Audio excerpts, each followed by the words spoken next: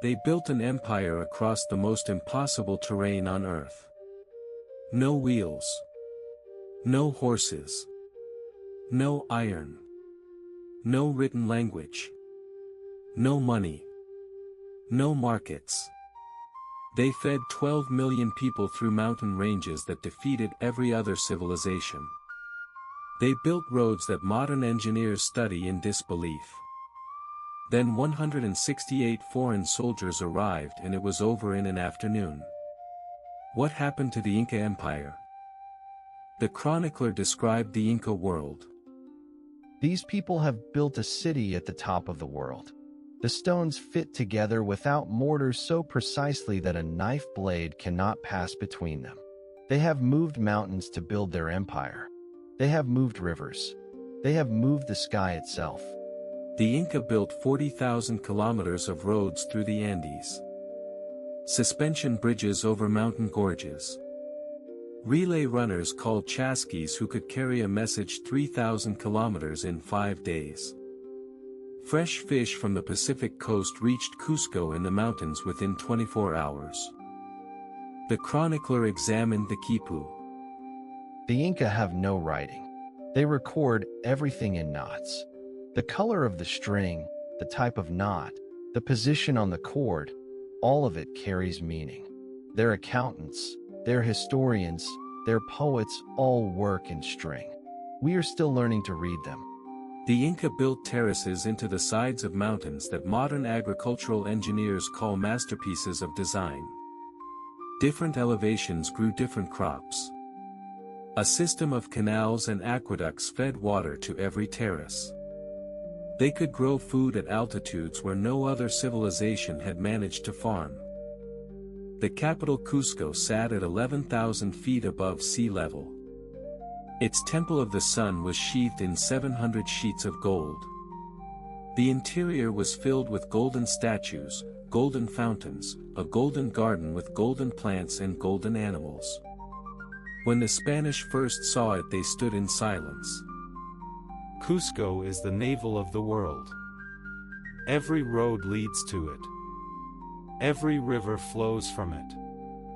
Every people on earth exists in relationship to it. There is no outside of Cusco. There is only Cusco and the lands that serve it. At its peak, the Inca Empire stretched 5,000 kilometers from modern Colombia to central Chile. It contained 12 million people speaking dozens of languages. It was the largest empire in the Americas and one of the largest on Earth. It had been built in less than 100 years. Today, Machu Picchu is the most visited archaeological site in the Americas. Millions come every year to stand where the Inca stood. The stones have not moved. The mountains have not moved. The empire that built them is gone. The question is still the same. How? The Inca believed they were the children of the sun. Their founding myth said the sun god Inti sent his son Manco Capac and his daughter Mama Oclo up from the sacred waters of Lake Titicaca. They were given a golden staff. Where the staff sank into the earth, they would build their city. It sank at Cusco. The chronicler described the early Inca. For generations, the Inca were just one tribe among many in the Andes. They were not particularly powerful, not particularly rich. What made them different was their belief that the sun himself had chosen them. That belief became their greatest weapon. In 1438, a prince named Cusi Yupanqui saved Cusco from a neighboring tribe's invasion when his own father had already fled. He took the name Pachacuti, meaning world shaker. He then spent the next 30 years shaking the world. The Inca Empire as it existed when the Spanish arrived was almost entirely his creation. Pachacuti did not inherit an empire. He built one from a single valley and the conviction that the sun demanded it. Every Sapa Inca after him ruled in his shadow. I ruled in his shadow. The chronicler described Pachacuti's conquest method. He preferred to conquer without fighting. He would send messengers ahead bearing gifts and an offer. Join the empire and keep your rulers, your lands, and your gods. Refuse and face the army. Most kingdoms chose the gifts. The ones that chose the army were made examples of. The Inca ran their empire without money. Instead of taxes, they required labor. Every person owed the state a portion of their time each year. This MITA labor built the roads, the temples, the fortresses, and the cities. In return, the state fed them, clothed them, and cared for them in old age. The Inca built thousands of storehouses called calcas along every major road. They were filled with food, weapons, textiles, and tools. Any army on the march, any community hit by drought or earthquake could draw on the nearest storehouse. The empire was a logistics machine of extraordinary sophistication. Inca surgeons performed successful brain surgery. Skulls found at Inca sites show trepanation, holes drilled into the skull to relieve pressure, with evidence of bone regrowth proving the patient survived. Their survival rate for this procedure was higher than European surgeons achieved 300 years later. The Inca tracked the movements of the sun, moon, and stars with extraordinary precision. Their calendar organized agricultural cycles, religious festivals, and administrative cycles across the entire empire simultaneously. The Intihuatana stone at Machu Picchu was an astronomical instrument of remarkable accuracy. The Sapa Inca was not merely an emperor. He was a living god. The son of the sun on earth. When he traveled through his empire, no one was permitted to look at his face directly. Crowds bowed with their eyes to the ground as his golden litter passed. To look at him uninvited was to die. The chronicler described the emperor's appearance. The Sapa Inca's earlobes are stretched by golden discs the size of a man's fist. The Spanish called his nobles, or Jones, big ears. His clothing is woven from the wool of the vicuña, the finest fiber in the world. He never wears the same garment twice. When an Inca emperor died, he did not truly die. His mummified body was preserved, dressed in fine clothes, and continued to attend ceremonies. His servants still brought him food and drink. He was still consulted on important decisions. The living emperor ruled. The dead emperors watched. My ancestors sit in their palaces in Cusco. Their lands feed their households still. Their servants serve them still. Death in the Inca world is not an ending. It is a different kind of presence. The Koya, the empress, held genuine power. She was considered the embodiment of the moon as the Sapa Inca embodied the sun. She administered her own estates, commanded her own workforce, and in the absence of her husband governed in his place. The chronicler described the Akla. The chosen women are selected from across the empire for their beauty and skill. They weave the finest cloth. They brew the sacred chicha. Some become wives of the emperor. Some become priestesses of the sun. Some are given as diplomatic gifts to allied rulers. Their work holds the empire together. The festival of the sun, Inti Raymi, was the greatest celebration in the Inca calendar. The entire empire participated simultaneously. At Cusco, the Sapa Inca himself performed the rituals. Sacred fire was kindled by focusing sunlight through a polished concave mirror. If clouds blocked the sun, it was an omen of disaster. The Inca incorporated the religions of conquered peoples into their own faith. The great oracle at Pacacamac on the Pacific coast was already ancient when the Inca arrived. They built their own temple beside it rather than replacing it. The empire absorbed what it could not destroy and made it Inca. Before the Spanish arrived, their most powerful weapon had already arrived. Smallpox. Carried by trade routes from the Caribbean where the Spanish had already landed, the disease reached the Inca Empire before a single conquistador set foot in it. In 1527 it killed the reigning Sapa Inca Huayna Capac and his chosen heir in the same epidemic. The chronicler described the catastrophe. When the great Sapa Inca died without naming a clear successor, two of his sons claimed the throne. Huáscar ruled from Cusco in the south. Atahualpa ruled from Quito in the north. For 5 years they tore the empire apart, fighting each other. The civil war killed hundreds of thousands of people. It destroyed storehouses the empire needed. It fractured alliances that held conquered peoples loyal. It exhausted the finest Inca generals and their best troops.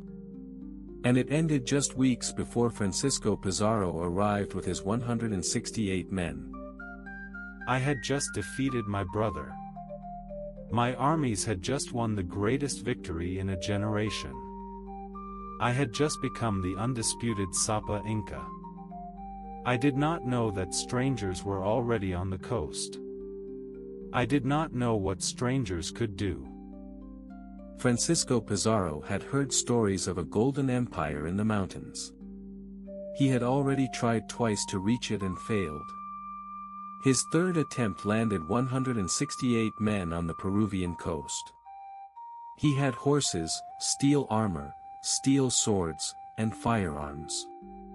The Inca had never seen any of these things. The chronicler described the Inca reaction to the Spanish. The Inca scouts reported men who rode enormous animals that obeyed them like servants. The men wore silver skin that weapons could not pierce. They carried tubes that made thunder and lightning. The Sapa Inca was told. He was not afraid. He had 80,000 soldiers. Atahualpa allowed the Spanish to approach. He was curious. He was also supremely confident. He was surrounded by 80,000 soldiers. The strangers had 168. He invited them to meet him in the city of Cajamarca. It was the last decision he would make as a free man. Pizarro looked at Cajamarca and understood immediately. The city had a large central plaza surrounded by buildings with only a few entrances. He hid his soldiers and his horses inside the buildings. He placed his 2 small cannons at the entrances. Then he sent an invitation to the emperor to come and dine. Atahualpa entered Cajamarca with his ceremonial retinue. Perhaps 7,000 attendants. Almost none of them armed. It was a diplomatic visit. A display of imperial power. The plaza was empty except for a single Spanish priest holding a Bible. A Spanish friar named Valverde walked to Atahualpa's litter. Through an interpreter he explained Christianity and declared that the Pope had given the Americas to Spain. He presented a Bible as evidence of God's authority. Atahualpa had never seen a book. He held it to his ear. He heard nothing. He dropped it on the ground. The chronicler described what happened next. Valverde ran back to Pizarro shouting that the emperor had thrown the word of God to the ground. Pizarro raised his hand. The cannons fired. The horses charged out of the buildings. The Inca had never heard a cannon, had never seen a horse charge. The plaza became a slaughterhouse. The Inca retinue was unarmed and packed into a plaza with blocked exits. The Spanish cavalry cut through them for 2 hours. The Inca outside the city heard the cannons and the screaming and did not know what to do. Their emperor was inside. Their gods had not prepared them for this. I heard the thunder of their weapons. I felt my litter fall as my bearers died beneath me. My nobles threw themselves under the hooves of their animals to protect me with their bodies. My nobles died so I would not fall. I fell anyway. In 90 minutes it was over. 2,000 Inca attendants were dead. Not a single Spaniard had been killed. Atahualpa was a prisoner. The son of the sun sat in a Spanish cell. The largest empire in the Americas had lost its god. And without their god, the 80,000 soldiers outside the city did not know what to do. The chronicler described the ransom. Atahualpa offered to fill the room he was held in with gold as high as a man could reach, and a smaller room twice over with silver, in exchange for his freedom. The room was 17 feet long and 22 feet wide. Over the next 8 months, gold and silver poured in from across the empire. The gold came from everywhere. The golden panels of the Temple of the Sun were ripped from the walls. Golden statues from royal tombs were melted down. Sacred objects accumulated over generations were stripped and carried to Cajamarca. The ransom was paid. It was the largest ransom in human history. It weighed over 13,000 pounds of gold. The Spanish melted everything down. Priceless works of art, sacred objects representing thousands of years of Andean civilization, golden masterpieces that had never been seen by the outside world. All of it became ingots. The ransom was paid. Then Pizarro executed Atahualpa anyway. Pizarro accused Atahualpa of crimes against the state and ordered his execution. The Spanish offered him a choice: be burned alive as a pagan or be strangled as a Christian. Atahualpa accepted baptism and was strangled. He was 40 years old. The Inca Empire effectively ended with his death. The Spanish marched to Cusco. Many of the peoples the Inca had conquered opened their gates gladly. To them the Spanish were liberators from Inca rule. They did not yet understand what replacement would mean. The city of gold opened without a fight. The chronicler described the looting of Cusco. The Spanish took everything that could be carried. What could not be carried was melted. What could not be melted was destroyed. The golden garden of the Coricancho with its golden plants and golden animals and golden fountain, all of it is gone. We have only descriptions. The Spanish installed a puppet emperor named Manco Inca. They thought he was controllable. He was not. He watched the Spanish abuse his people, enslave his nobles, and rape his wives. 3 years after being installed, he raised the largest indigenous revolt in the history of the Americas. Manco understood what I did not understand at Cajamarca. These strangers did not come to trade. They did not come to conquer and rule. They came to replace everything, everyone, forever. Manco Inca raised 200,000 warriors and besieged Cusco. He burned the city around the Spanish. He came within days of destroying them entirely. Then Spanish reinforcements arrived from the coast. Then horses proved decisive on the flat ground outside the city. The siege broke. The chronicler described the retreat to Vilcabamba. Deep in the jungle mountains where horses cannot follow, Manco Inca built a new Inca state. For 40 years the Inca resistance held out. They raided Spanish settlements. They sheltered those who refused to submit. The last Inca emperor was not executed until 1572. The empire died slowly. Disease did what conquest could not complete. Smallpox, measles, typhus, influenza. The Andean population had no immunity to any European disease. Within a century of contact, the indigenous population of the Andes fell by 90%. 12 million people became perhaps 1 million. The Spanish did not need to kill everyone. The Invisible Army did it for them. The Spanish built their colonial city directly on top of the Inca city. The Spanish cathedral in Cusco sits on the foundation of an Inca palace. The colonial streets follow Inca streets. The conquerors could replace the buildings, but they could not replace the bones of the city underneath. The Inca foundation still holds everything up. The stones of Sacsayhuaman weigh up to 300 tons. They were cut in quarries miles away and moved without wheels or iron tools. They fit together so precisely that after 500 years and dozens of earthquakes, not one stone has shifted. Modern engineers cannot fully explain how the Inca cut, moved, or fitted them. The chronicler described Inca food technology. The Inca freeze-dry their potatoes by leaving them out at high altitude where the night cold freezes them and the day sun dries them. The result lasts for 10 years without spoiling. They have solved the problem of feeding an empire across mountains that would starve any other system.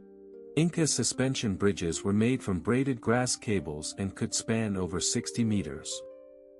They were rebuilt every year by the communities responsible for them. The last surviving Inca suspension bridge is still rebuilt every year by the same community using the same traditional methods. It has been rebuilt for 500 years. Many Inca agricultural terraces are still farmed today. The irrigation channels still carry water. The drainage systems still prevent erosion. Agronomists have found that modern monoculture farming on the same land produces lower yields than the Inca polyculture system did 500 years ago. The Incas solved problems we are still trying to solve. We did not build for ourselves. We built for the land. We built for the people who would come after. We built things that were meant to outlast us. They have. They are still being used. We were not destroyed. We were interrupted. The Quechua language that the Inca spread across their empire is still spoken by 10 million people today. It is an official language of Peru, Bolivia, and Ecuador. The Inca could not keep their empire. They could not stop their language from surviving. Language is harder to kill than cities. The chronicler described Inca textiles. Inca cloth is finer than anything produced in Europe. The patterns carry meaning the way writing carries meaning. Status, origin, religious affiliation, political rank, all encoded in thread. When the Spanish burned the quipus and the textiles, they burned a library they could not read. Archaeologists are still finding new Inca sites. Ground-penetrating radar reveals structures under the soil around Machu Picchu that have never been excavated.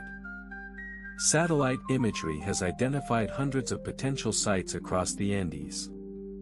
The Inca built more than we have found. We are still learning what they were. The speed of the Inca collapse astonishes historians. One of the largest empires on Earth, with millions of people and tens of thousands of soldiers, effectively ended in months. The reasons are many and they all arrived at the same time.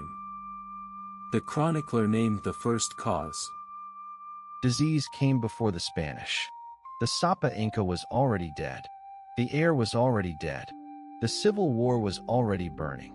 The Spanish did not conquer a healthy empire. They conquered an empire that had already lost a third of its people and was fighting itself. Steel against bronze. Guns against slings. Horses against foot soldiers. The technological gap was catastrophic. Not because the Inca were primitive. They were sophisticated in every way their environment required. They had simply never needed iron or horses or gunpowder. Their mountains had made those things unnecessary. Their mountains could not protect them from them. The chronicler named the third cause. Pizarro did not conquer the Inca Empire with 168 men. He conquered it with 168 men and tens of thousands of Inca enemies who hated the Inca more than they feared the Spanish. Every empire makes enemies. The Inca made too many. The Inca world was saturated with omens. Before the Spanish arrived there had been earthquakes, unusual floods, and a solar eclipse. The Huacas, the sacred oracles, had given troubling prophecies. When the impossible strangers arrived riding impossible animals making impossible thunder, the religious framework of the empire had no category for them. The priests could not tell the people what to do. Even in captivity, Atahualpa adapted rapidly. He learned to play chess by watching the Spanish. He learned enough Spanish to communicate without interpreters. He understood what was happening to his empire. He tried to maneuver politically from his cell. He ordered his brother Huáscar executed so the Spanish could not use him as an alternative emperor. He was dangerous even as a prisoner. That is ultimately why Pizarro killed him. I understood too late that Cajamarca was not a battle. It was a negotiation. And I arrived without knowing I was negotiating. The Inca Empire was held together by communication. The Chasca relay runners kept every part of the empire connected to the center. When Atahualpa was captured, the center stopped sending orders. The network that had made the empire function fell silent. 12 million people waited for instructions that never came. Without central direction, the empire's response to the Spanish was fragmented and contradictory. Some communities fought. Some surrendered. Some allied with the Spanish against old Inca enemies. The empire that had unified 12 million people through a single administrative system fell apart the moment the center was removed. It had been brilliantly designed. It had one fatal flaw. Everything depended on the Sapa Inca. The Inca gave the world the potato. They cultivated over 3,000 varieties. When the potato reached Europe in the 16th century, it triggered a population explosion. Ireland, Germany, Poland, Russia, populations that had been limited by grain agriculture exploded when the potato arrived. The Inca fed the world from beyond the grave. The chronicler described Cusco today.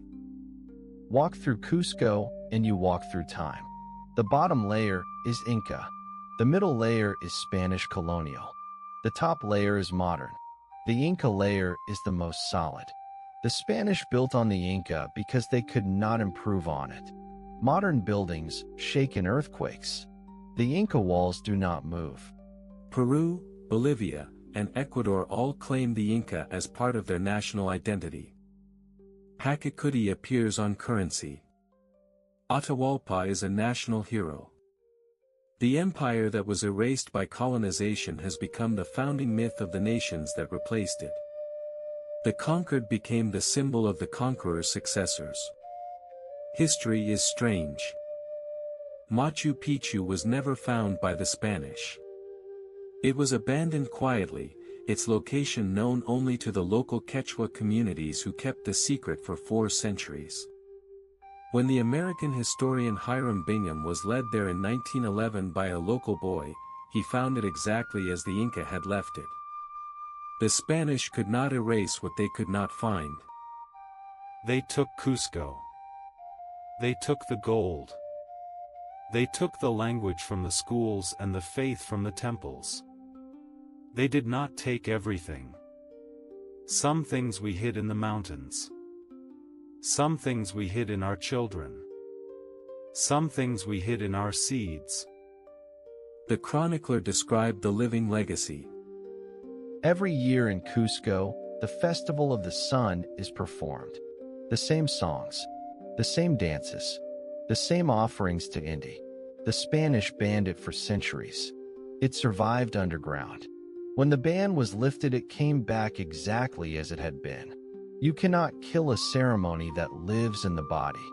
Modern genetic studies have traced Inca bloodlines through millions of living people across the Andes. The empire ended. The people did not. The disease killed 90%. The 10% that survived carried everything forward. Languages, agriculture, ceremonies, stonework, The knowledge of how to live in the most difficult mountains on earth. The Andes were here before the Inca. They will be here long after every empire that has claimed them. But for 100 years, a people with no writing and no iron and no will built something in these mountains that the rest of the world is still trying to understand. The chronicler stood before the stones. Every stone is unique. Every stone is shaped to fit its neighbors perfectly. There is no standard unit, no blueprint. Each stone was made for its exact place, and no other. The Inca did not impose order on the stone. They found the order that was already in the stone. That is their philosophy. That is their empire. That is why it still stands. Peru still debates what happened in 1532. The statue of Pizarro that once stood in Lima's central plaza has been moved. There are arguments about what to celebrate and what to mourn. The Inca Empire is not just history. It is a wound that is still open. The debate about who owns the past is the debate about who builds the future. The chronicler spoke his final words. The Spanish came with steel and disease and horses and God. They had every advantage that history could give one people over another. And still it took them 40 years to fully end the resistance. Still the language survived. Still the ceremonies survived. Still the stones hold. The empire fell. The people bent. They did not break. 168 men. 12 million people. The ransom paid in gold. The promise broken in blood. The empire that took 100 years to build and 1 afternoon to capture. The people that took 500 years to try to erase and could not be erased. Remember the Inca. Remember what was lost. Remember what survived. Remember that what you build can be taken. Remember that what lives and people cannot. Like and subscribe to Empires Untold.